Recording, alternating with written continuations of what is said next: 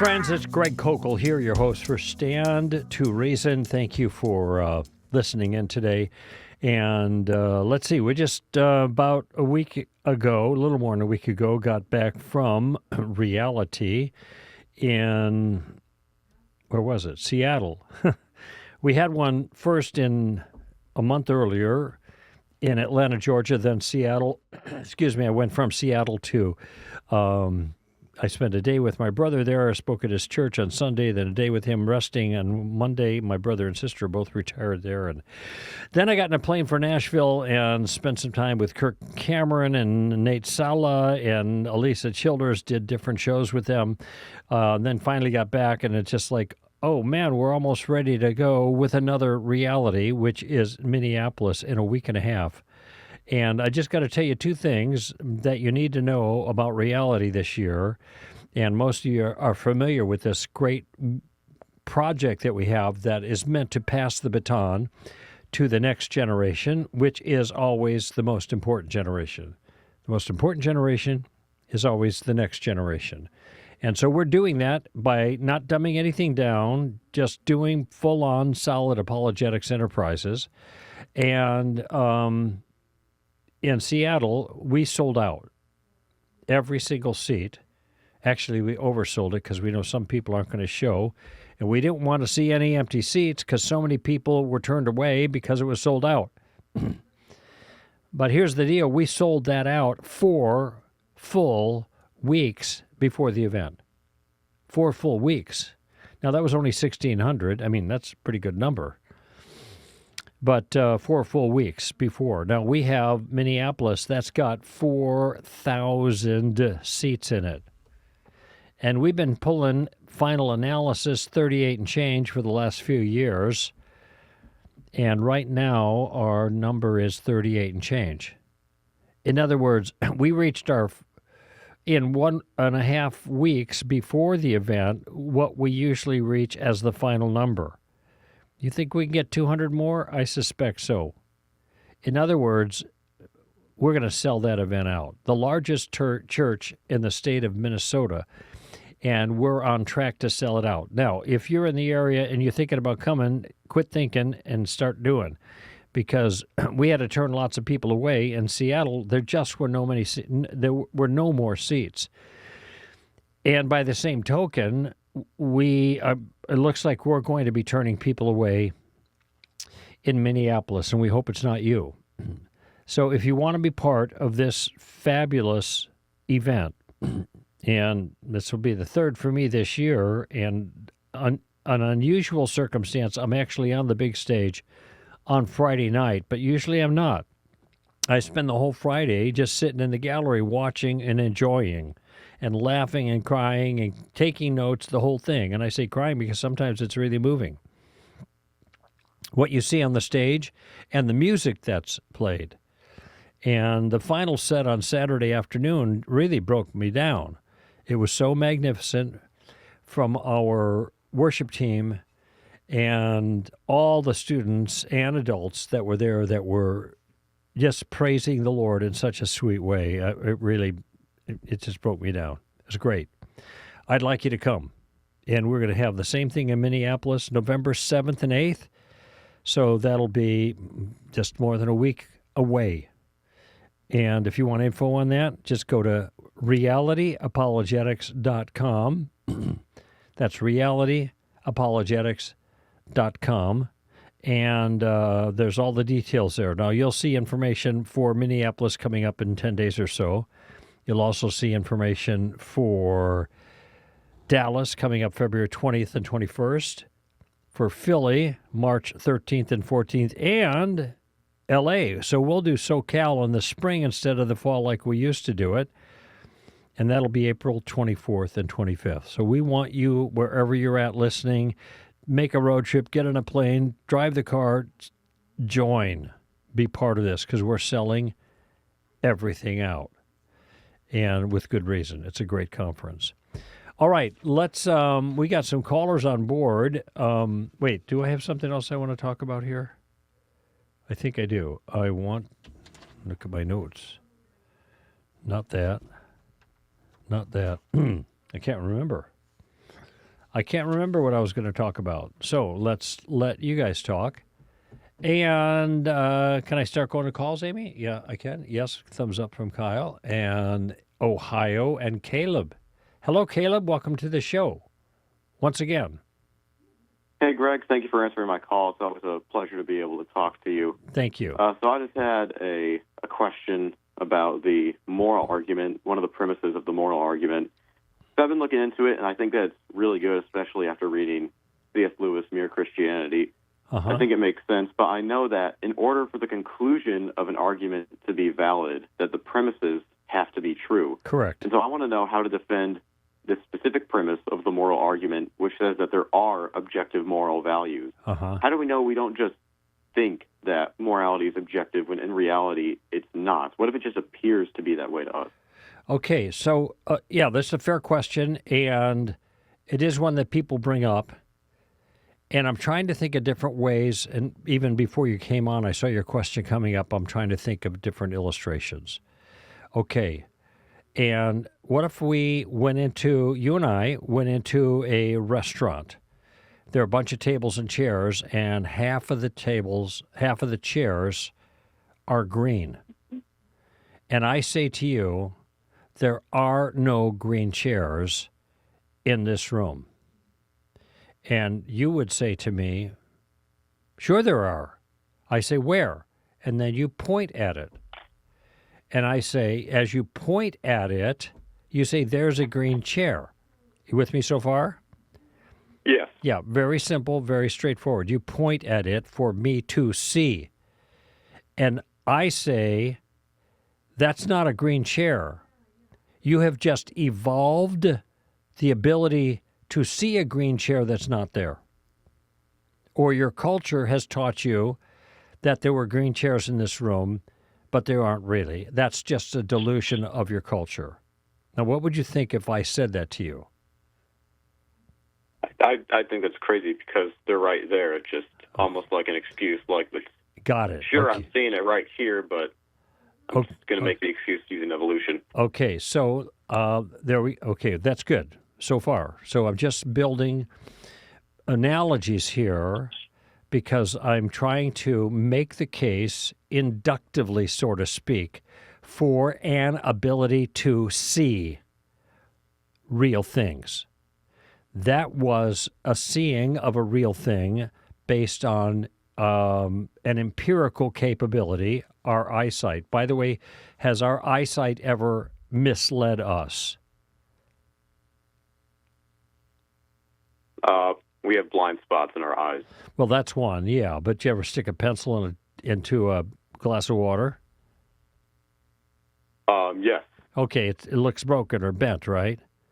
It looks like it's disconnected, like it's floating. Part of it's just floating there. Yeah.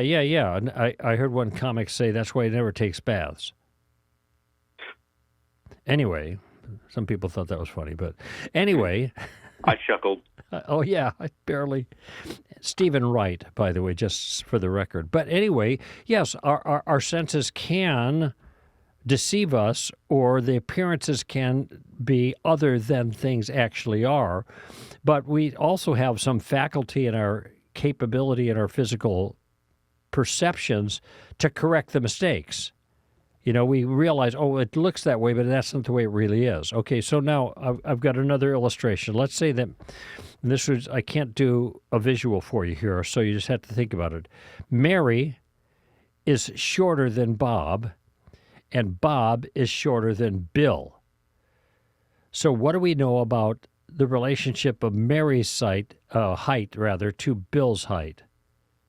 Shorter than Bob. Could you repeat that? Mary's shorter than... Mary's shorter than Bob, and Bob is shorter than Bill. Then what is Mary compared to Bill? Mary's shorter than Bob. I'm sorry, I'm trying to jot this stuff down here. So I got the green chairs. Forget about the chairs. Mary is shorter than Bob, and Bob is shorter than Bill, so therefore Mary is what to Bill? Mary shorter than Bob, Bob shorter than Bill. I'm sorry. I don't know. Okay, Mary is shorter than Bill. Okay, it's a transitive property or something like that. Yes.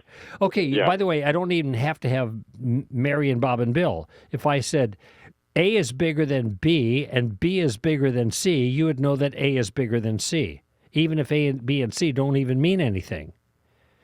You'd know the relationship. You see that? Correct. Yes.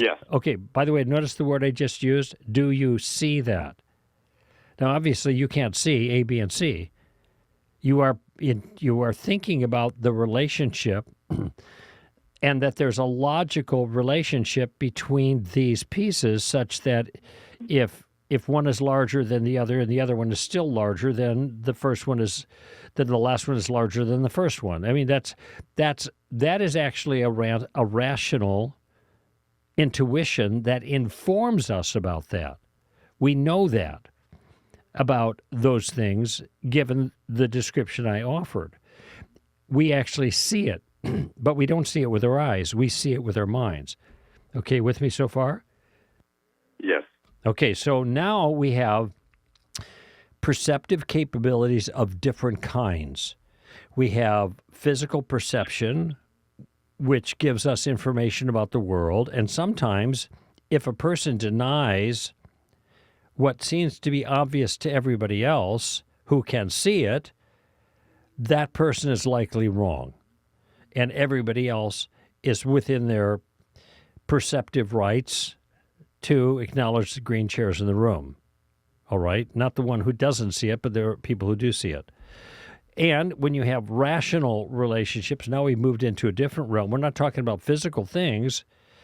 We're talking about a different category of things that are not physical, but we still can see relationships between them, and there's probably lots more I could give you examples of, that allow us to make accurate assessments of things that some people may disagree with.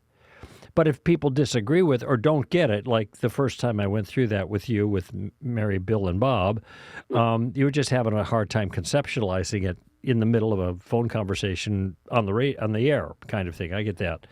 So nevertheless, if you were able to think about it for a while, you'd get it right. And if you didn't get it right and you said, well, prove it to me, I wouldn't be able to prove it to you because it's obvious in itself, and there's no further evidence that you can give. And if you don't get it by in a sense, seeing it, by reflecting on it, you're not going to get it. Nor would it serve anybody's purposes for all those people who got it. Oh, yeah, I see that, the Mary, Bill, Bob thing. And somebody says, well, maybe that's just you believe that because of evolution, or you believe that because of some other cultural influence. And you're going to say, wait a minute. No, it isn't. I actually had this conversation with somebody at Berkeley where I gave a lecture many years ago, and I had a Q&A afterwards. It was a big auditorium, and it was filled with people. And there were overflow rooms, too. And there was a student who raised a question about knowledge. And this was right when the postmodern thing was really happening, peaking in the 2000s. And so I said, well, let me ask you this. Do you think that is 2 the square root of 4? And he said to me, well, that's what my culture has taught me to believe. Now, notice I gave an example of a mathematical relationship that as long as you understand what 2 and 4 mean and the concept of square root, you see the self-evident nature of the point that I was making. Is that fair? Yeah, that sounds like it would be, that's objective. It's not something that's based on culture. Exactly, but it's not something physical. It's a math relationship. It's a non-physical thing, and it's not based on culture, but that's what he was saying. He was saying, that's what my culture has taught me to believe. And so I said, wait a minute, because I was just using this as a common sense example to move to something else. And I couldn't get an affirmation from him on this common sense math example. And he instead is defaulting to a kind of postmodern view that says that the linguistic customs of the culture have caused him to believe this, it's not necessarily true in reality. All right? And so I say, wait a minute. You know what the number 2 means, right? Yes. You know what the number 4 means, right? Yes. You know what the concept of square root means, right? Yes. So don't you just, watch my language here, don't you just see that 2 is the square root of 4, or that 4 is 2 squared? There's 2 ways of expressing it. And he said, well, that's what my culture has taught me to believe. And I said to him, pardon me, we have no basis for any further conversation. We have no basis for any further conversation, because if I cannot get you to even acknowledge what everybody else in this room knows to be true about reality, unaffected by cultural influence, if you can't do that, how are we going to have a conversation? We can't do that. Now, I learned later that in some of these overflow rooms, people were rolling up pieces of like paper and were throwing them at the screen because of this guy. He's doing, oh, shut up, sit down. You know, they're doing that because it was so ridiculous. Okay, so you with me so far, that illustration from Berserkly? Okay, so my point simply is we have the ability to perceive different kinds of things. And that ability is part of the human, part of human nature, part of the human condition, if you will, part of human capability. We have this ability to perceive things that every normal human being can perceive, whether it's green chairs or transitive relationship or the square root of 4 is 2. Now, if somebody comes along and says, not necessarily, that could be the result of evolution, or our culture has made us believe that, like that fella said, the rest of us are going to start throwing, spitballs at you, because that's ridiculous. There is no reason, and Bill Craig said this regarding morality, he said, there is no reason for me to doubt what everybody else can see just because one person denies it. And he was speaking about objective morality there. And so I have a way of kind of mentioning this or bringing this up. And I say there's one thing that everybody knows, and it doesn't matter where they live or when they lived, everybody knows that something is wrong with the world. The world is broken, and that's the problem of evil. Everybody knows this. Oh, you mean every single one? No, there's some people who deny what's obvious to everybody else, and therefore they're wrong. That's the only argument that I need to give regarding the objectivity of morality. We have the capacity to look at a behavior and say that was wicked. In fact, our capacity is so capable of doing that it becomes the wickedness in the world, the evil in the world, has become for some a significant barrier to belief in God. How could there be a good God? Notice they don't have there's no ambiguity in their mind what they think they mean by good. How could we have a good God, a powerful God, if there is evil in the world? So they try to disprove God by using things that their own worldview can't even justify, like objective morality. This is exactly right. They are, and actually Richard Dawkins does this famously.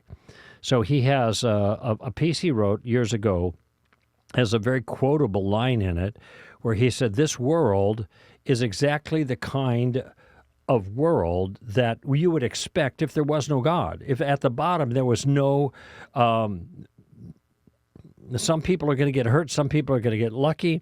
He says there is no justice, there is no evil, there is no good, there is nothing but blind, pitiless indifference. Now that reflects accurately an atheistic view of reality. If atheism is true, that's what you're stuck with. But then he writes in The God Delusion a tirade against the God of the Bible who's, a racist, homophobic, misogynistic, ethnic cleanser. He's got this whole paragraph with these characteristics about the God of the Bible, and every one of them is a moral judgment. So where is Professor Dawkins getting the moral standard from by which he judges this God of the Bible as immoral? Because he has no moral standard in his worldview by his own admission. No evil, no good, nothing but blind, pitiless indifference. So now he's speaking out of both sides of his mouth, and that was the point that you were making a few moments ago. That's exactly what's happening here. So part of my way of answering this is what I just offered you, and that is, why would I doubt because one person doesn't see what everybody else sees? Wickedness or evil in the world. Morality, if the problem of evil is real, then morals are objective. They are out there. Moral qualities are out there. They are not simply figments of my own mind or a cultural mind, so to speak.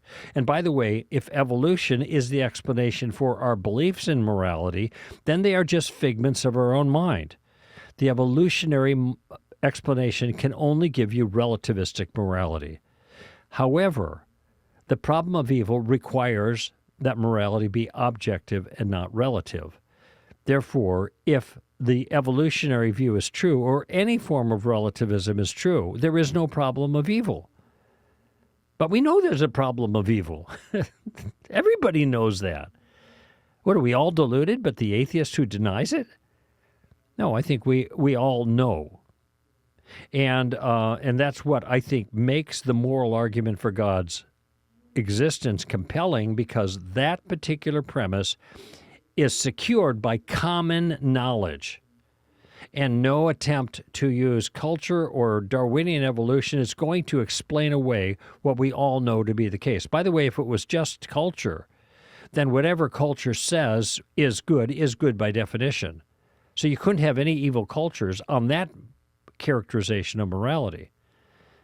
Because if all morality is a corporate cultural decision, then when anybody goes against the cultural decision, which is by definition moral, that person becomes immoral by definition. So what do you do with Martin Luther King or Gandhi or any moral reformer?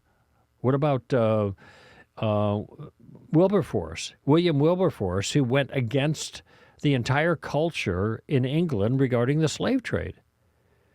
He was in a minority. They agreed that slavery was fine. So on that view, whatever the culture says is right by definition. Well, that's counterintuitive. It seems like some countries just do wrong and ought to be held responsible for it, or ought to change their view to be better. All of this requires objective morality to be the case. So do you think that... Yeah, I was going to ask Sure. about, so what I've written down so far, just to put it in short, do you think a way that you could sort of articulate this in short for someone who asks, how do you know that objective morality actually exists? I could say, well, there are some things that we can clearly see. I can physically see green shares. We can see things in our head like math. And objective morality is something that we can all clearly see with our minds. There just happens to be some atheists who want to put that into question. Yes. I would say that we have a capacity to see that. You could say with our minds, because it is a mental, soulish capacity, but we have a capacity to see. And by the way, this is why I used the math stuff, because that's not in question right now. But it's a good example of somebody affirming the knowledge of a mathematical truth. And if somebody disagrees with an obvious fact like the square root of 4 is 2, then they're wrong. Even though I can't point at it with my finger and say, there it is, sitting over there on the table, or the chair's under the table, or whatever. We point at things in different ways. We can do it physically, we can do it verbally, we can do it making reference to. There, can you see this? In fact, that was the language I used when I gave the illustrations. And when I talked to the guy at Berkeley, Can't you just see? You know what these terms mean, right? Yes, yes, and yes. Can't you see that then 2 is the square root of 4? And he wasn't willing to admit that. Now, this is silly. He knew better. He knew better, but he was slavishly clinging to a point of view that comported with a popular ideology developing at that day, which is postmodernism, which is not new, but became popular, really popular among the rank and file in the 2000s. So you're right. There's a perceptive capability we have, and we can rely on that. I have the Story of Reality. I haven't read it all the way through yet. Do you go over this kind of in the Story of Reality, right? I'm trying to think if maybe Amy remembers, do I go over objective morality in the Story of Morality? I do on the relativism book. I actually think that I deal with this in more thorough sense in the more recent book, Street Smarts. And there's a chapter that says, "Can I be good without God?" So I make an argument for God using the problem of evil. There's 3 chapters on atheism back to back, and I think one of them is best explanation for the way things are, and the second one is evil, atheism's fatal flaw, and the third one is can I be good without God? And these are all connected because I developed the moral ideas, especially in the second and third of those 3 chapters. And then I'd review that. That's where I'm just so painstaking in the way I went about trying to make clear these concepts.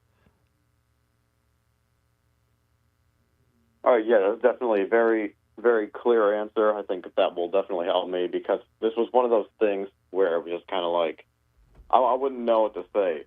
And especially since I'm, sort of learning more about the moral argument, I'd like to be able to articulate it, able to, I'd like to be able to someday be able to articulate as well as like people like you, Dr. William Lane Craig would. Maybe someday. I believe I will. But. Well, keep at it. Now, but my basic thing is that, and back to this statement I make, it's something that everybody knows no matter where they lived or when they lived, and there's something wrong with the world. That's the problem of evil. And that's my basic foundation. What I'd have to say is, for me to be mistaken about objective evil in the world means that 99.9% of the people in the world are mistaken. And this is why even atheists, when they don't have their philosophical guard up, are going to use language that reflects their internal knowledge of objective morality, just like Richard Dawkins did in The God Delusion. So you just pay attention to what they say, and they're going to bear testimony to the truth of objective morality sooner or later. Nobody can live like that. All right? All right. I'll let you on some of your other callers. Thank you for answering that. That was definitely very good. Okay. Thank you, Caleb. I'm glad to talk to you anytime. Now, I said hi again, something like that. Caleb in Ohio. You've called before, right? Yeah, you were on my podcast.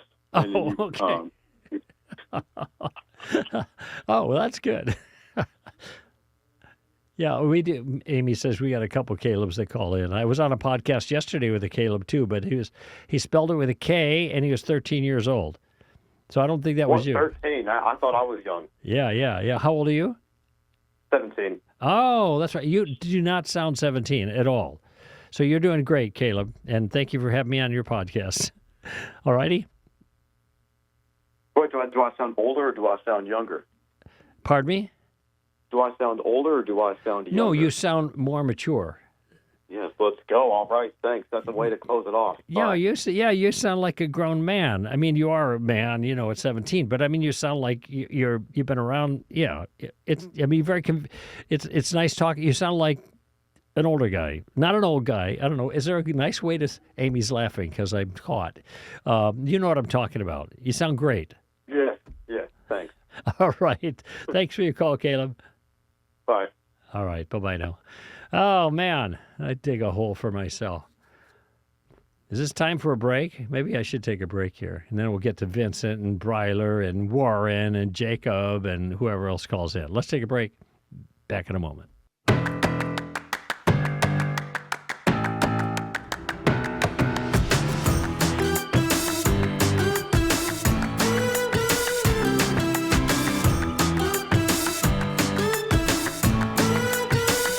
Let's talk with Warren in Vancouver, BC. Warren, thank you for waiting. What's up? Thank you so much. Thank you to Amy and yourself for taking my call. I have called in once before, and I just love the conversation and all of your content and material. It's, Thank you. Really great to, it's really great. Thank you very much. You're welcome.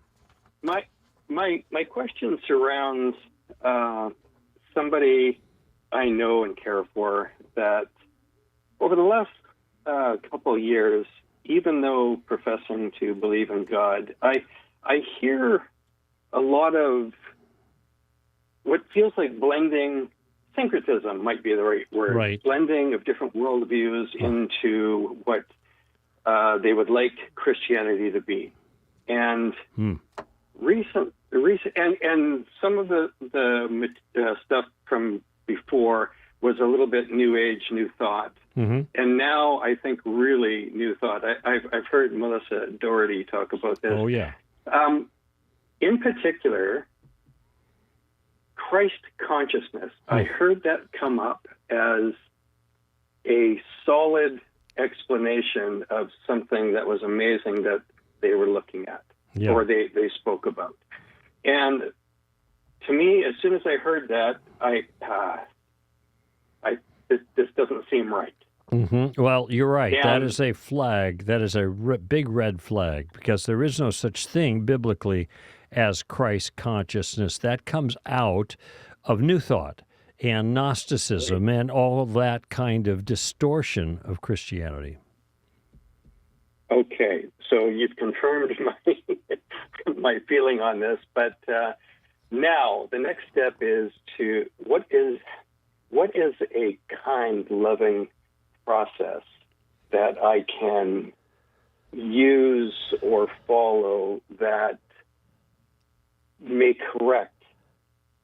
It's a big topic and it's a big worldview. Yes, that's right. With other things blended in to try to reverse. So I'm looking for some guidance on how I might be able to start this conversation. Well, I have a couple of thoughts that will be helpful. I don't know if they're, in a sense, definitive, but you mentioned Melissa Doherty. Her book is Happy Lies. I recommend that right out of the gate. She has done a great job of clarifying what New Thought is and how it's a bit distinctive from or distinguished from New Age, although, they're in a sense some kind of kinship. She actually herself comes out of New Age and New Thought, and so she brings a lot of insight to the table in her book. So I'd recommend that. The idea of I actually do have. Okay, that's great. Have you read it? Yes, absolutely. Okay, good. Well, I'm just making the distinction because I remember a comic once said, I joined a gym, and after 3 months I hadn't lost any weight. And then he said, I got to actually go there, kind of thing. And so if you get the book, you got to actually read it, But that's good that you have, and that will give you some insight. So this phrase, Christ consciousness, is not a biblical notion. There is no place that talks about this. Now, what they do is, New Age, New Thought type folk, is they will grab verses, they'll cherry pick verses that they think they can infer what they understand Christ consciousness to be.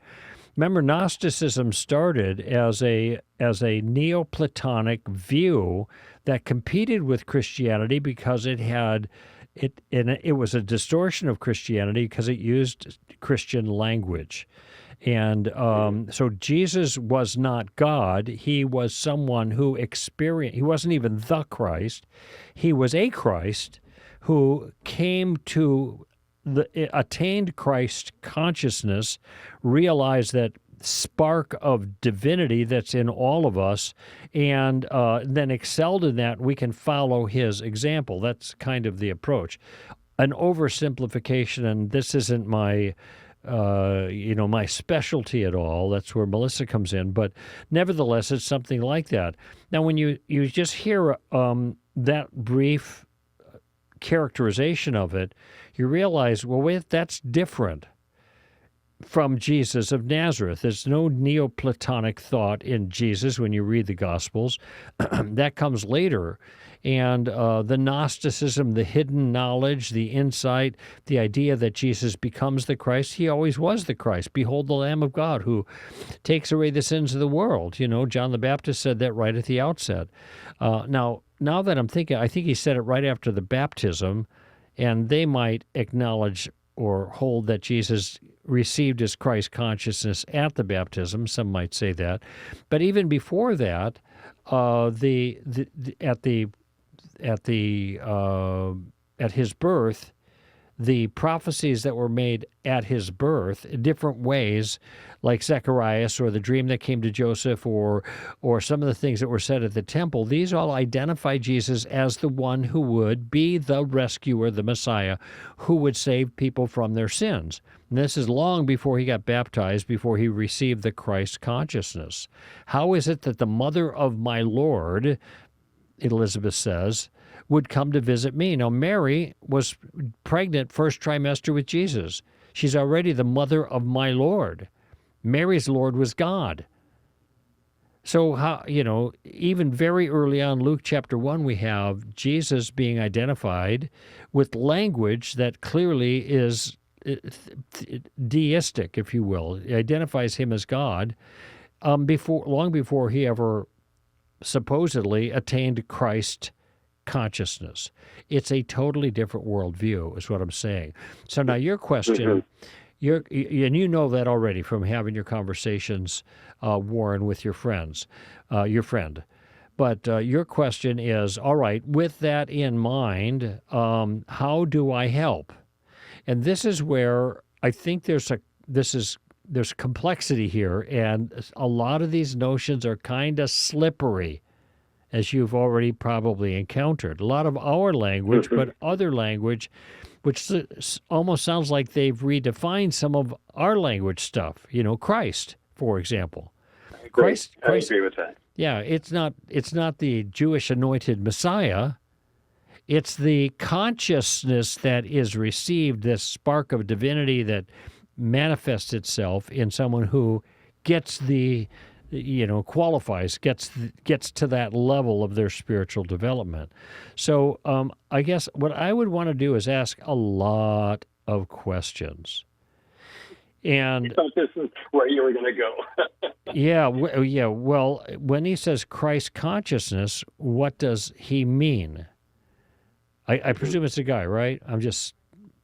Is it? No, it's a woman. Oh, it's a woman. Okay, so I'll get my pronouns proper. Well, I'm pausing now because I think this makes the job a little tougher. It's a strange thing, but I think women are more susceptible to this kind of thing than men, because I think the standard understanding, the biblical understanding of Jesus is, for lack of a better word, more muscular than the Platonic Jesus of the New Thought movement, who just strikes me as more feminine. I'm just saying. So, but in any event, asking questions, and what you're trying to do is you're trying to take her language about Jesus and help her to see whether there is a clear, clean, legitimate connection with the Jesus of Matthew, Mark, Luke, and John. And she is believing in a different Jesus. She is not believing in the Jesus of the gospel. And by the way, there are all kinds of variations that sprung up the first couple centuries.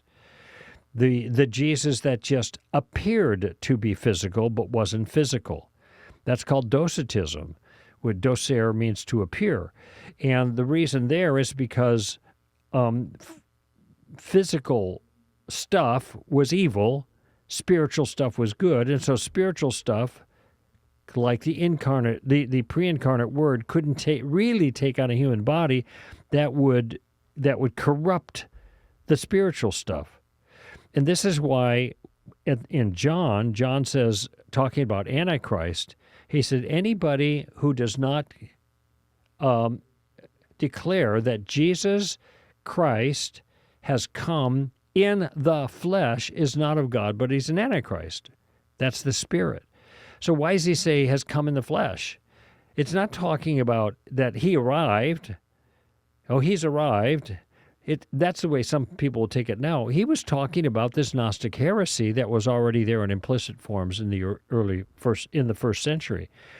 Did the Word take on flesh, true humanity, or not? That was what's at issue. And he said, yes, Jesus the Messiah has come in the flesh. And when the others deny this, that's the Gnostics, those are the heretics. So I would ask more questions from her that relate to the biblical Jesus. And if she starts talking about Christ consciousness, I'd say, what is that? And then when she describes it, you say, where is that described in the Bible?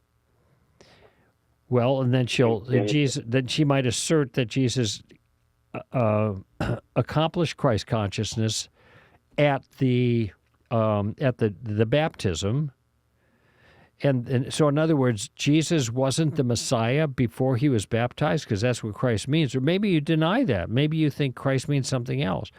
Notice these are all questions, and I'm going to be asking lots and lots of questions to get this person back to what the text actually says about Jesus. And I'm wondering, and it'd be fair to ask, where are you getting your information about Jesus? Because if she says from the text, good, well, then we'll go back to the text and look at it carefully. That's what I would say. Yeah, I just suspect, because I've seen a picture of a different book, and this one about auras. So I know that, there's all kinds of, there's going to be many questions that I'm going to have to ask to get clarity. And then, as you say, move towards what's biblical and what is not, and see if that percolates up. That's right. It should, of course, yes. And she may push back a little bit, and I think you could just say that the fact is, ma'am, what you're offering is a different Jesus from than Matthew, Mark, Luke, and John offered. You're offering a different Jesus. So sometimes just getting clear on something helps you move forward. Dennis Prager used to say, clarity before agreement. Clarity before agreement. I shouldn't say used to, he's still around. And speaking in the past tense. Advice. Yeah. So anyway, and that's what if I were in your place, that's what I'd want to pursue, clarity before agreement. And then see, once she gets clear, see what her responsiveness is. And that might give you a clue as to where to go next.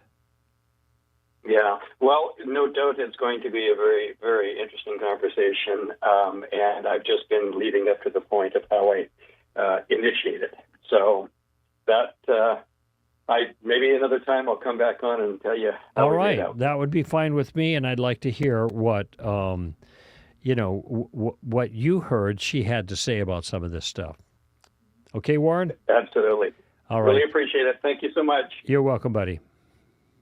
Bye now. Okay, bye. All right, let's, shall we go to Vincent in Torrance? Yeah, just kind of down the road here. Hi, Vincent. Oh, hey, Mr. Greg. How are you doing, sir? I'm doing well. How you doing, sir?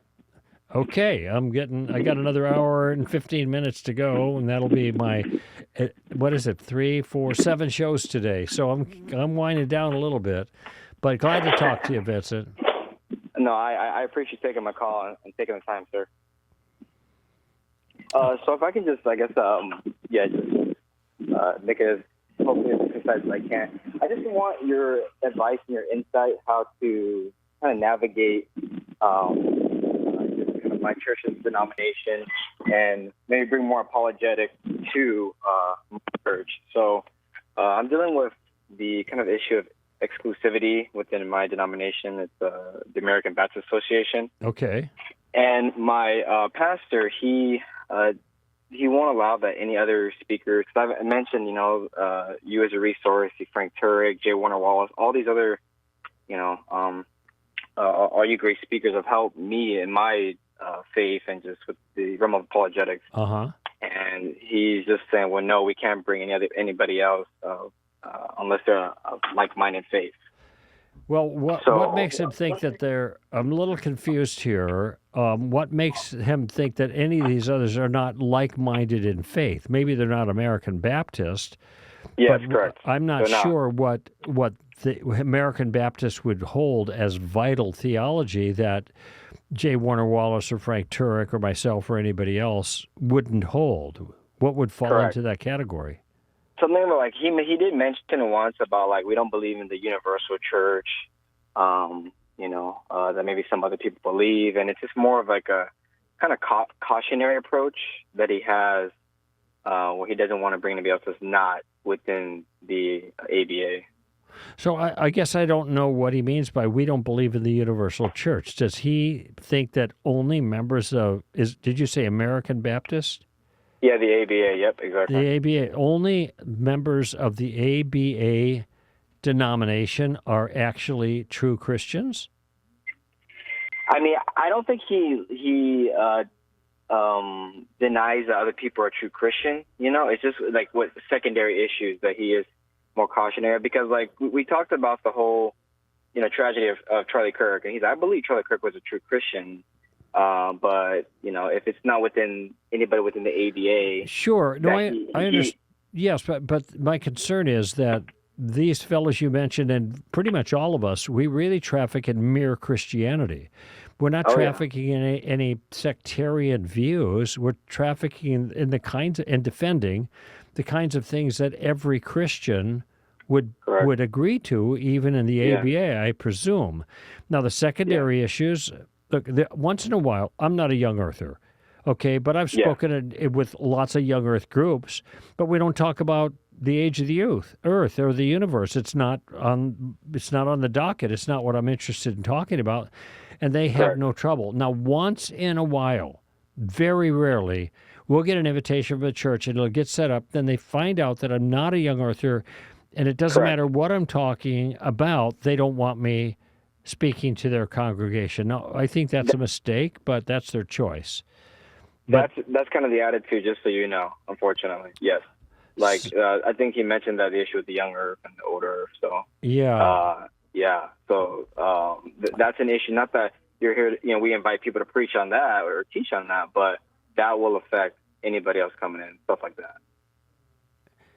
Yeah, I'm pausing here because I'm not sure there's much you can do in a circumstance like this. You're kind of stuck unless you find ABA apologists. And I don't mean apologists. Which we don't have. You don't have. Okay, well, I don't know what to say. I'm sorry to hear that. I really am.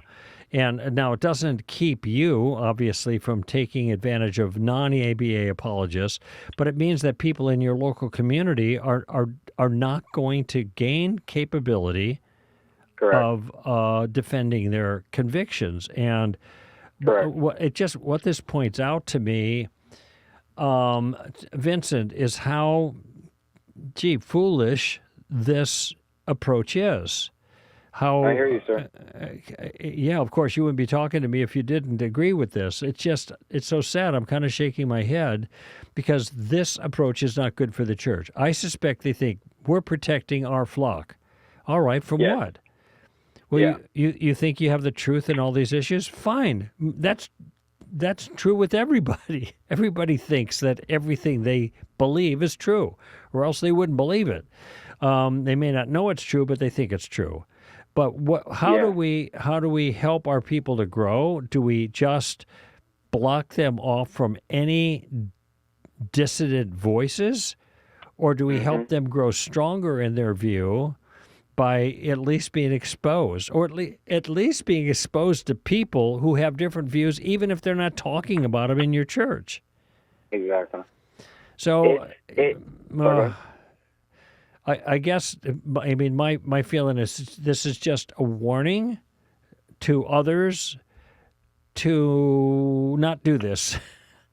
Yeah. This isn't good. It's very challenging. I mean, just to add another interesting dynamic, sir, it's my father-in-law who's my pastor. Oh, so, okay, that makes it even more difficult. So. Oh yeah, I mean, and here's the thing too, Mr. Gray, if you don't mind me sharing a little bit, why this is apologetics has been in my heart. It's really helped me grow. I actually was raised Buddhist, and I came to the Lord. In like my early adulthood, and like your book on tactics. I mean, Frank Turek's books, J. Warner Wallace. And everybody's helped me so much, grow, and I've really had a passion for apologetics. I'm actually a youth leader at my church now. Wow.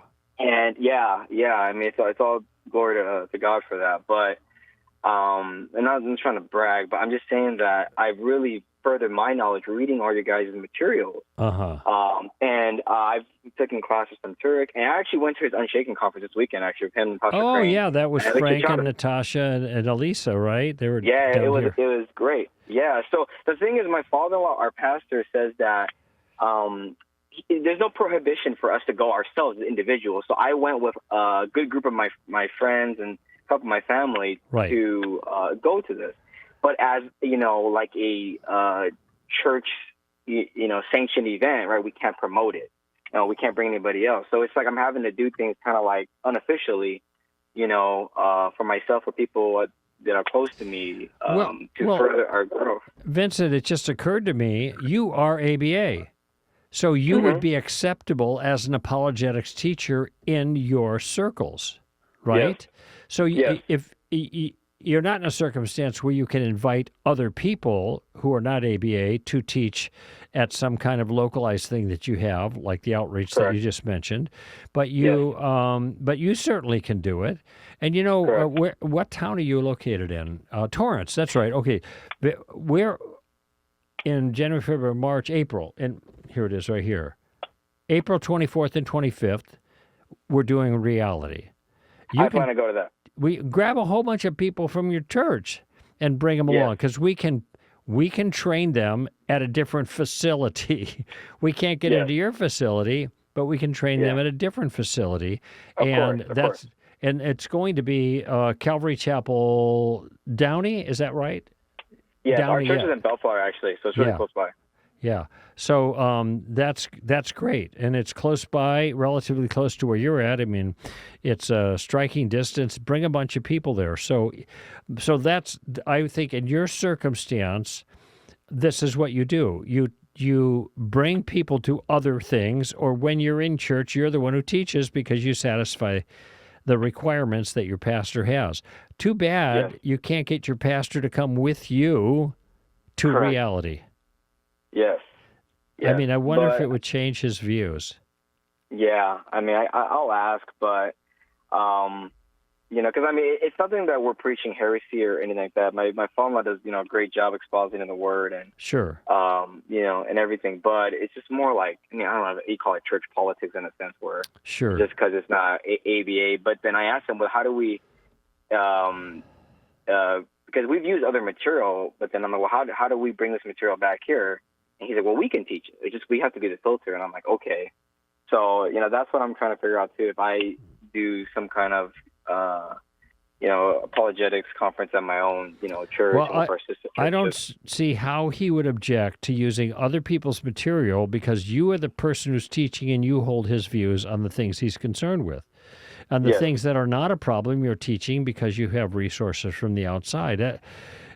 That shouldn't be a problem. It's just it just strikes me as I'm trying to think of the right word to describe this approach that your pastor's taking, and I can't think. It's just so narrow. Exactly. And it's not even. Let's see. I don't know how to say it. I don't think it's helpful to have the view that no one can speak in our church about anything unless they agree with us on everything. That's kind of what it looks like. Let me ask you, is this characteristic of the ABA? Or is this uniquely? It is. That's the way they're... It's the ABA. And my friend, he's actually this... We have a bilingual congregation, so he's a Spanish pastor, and he's more my age. My father-in-law's a lot older, but he even said it's kind of, he says for him, it kind of goes into the realm of like sectarianism, I believe is what he said. Yeah. In a sense. So I was just very, very narrow-minded. Yeah. That unless anybody's within the ABA same denomination, then we can't use them, unfortunately. But we don't have any resources. Well, that's unfortunate. Look, I'm out of time here, but I'm glad that you called, Vincent, and I do look forward to seeing you in the spring. And just bring as many people from your church as you can, and because that'll help it. They will be there then to have a salutary influence on all those folks that you want to have an influence on, and you can do some teaching yourself, hopefully, from the things you learn. All right, gotta go. Thanks for the call. Greg Koukl here. Stand to reason. Give them heaven. All right. Bye-bye.